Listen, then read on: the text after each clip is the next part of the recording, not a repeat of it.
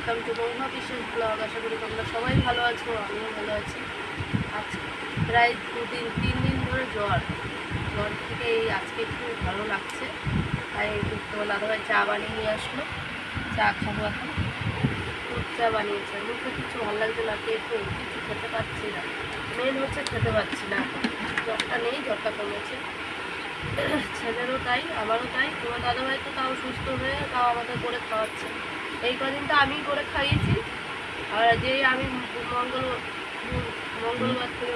মঙ্গলবার সকাল থেকে আমিও বিছনায় শুরু করেছি। ভিডিও আমি করতে পারিনি, তোমার দাদাভাই করেছে। মানে কথা বলবো কি, দাঁতের এগুলো পর্যন্ত জ্বর হলে যে এরকম হয় আমি এই জীবনের প্রথম।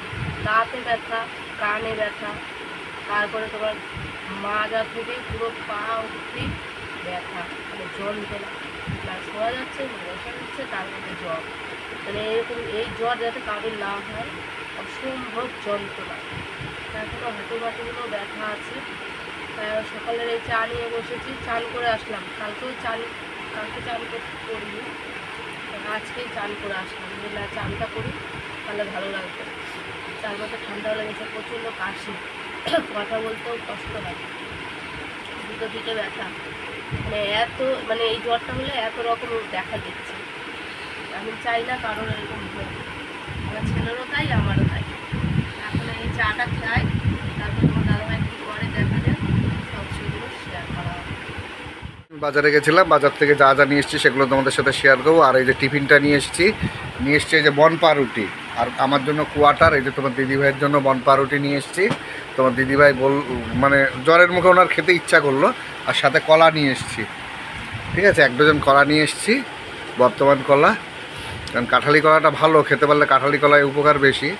যেহেতু এখন রুটি দিয়ে খাবে তো, তাই এই কলাটাই খুব সুন্দর। জ্বরের মুখ তো তেতো লাগছে, কিছু ভালো লাগছে না, এইটাই মানে ভালো লাগছে না। এখন মানে চিনি গুলিয়ে খেতে পারলে ভালো লাগছে, মুখ পিতা বিষ। এখন ভাতে এই যে উচ্ছে আর আলু সেদ্ধ দেবো।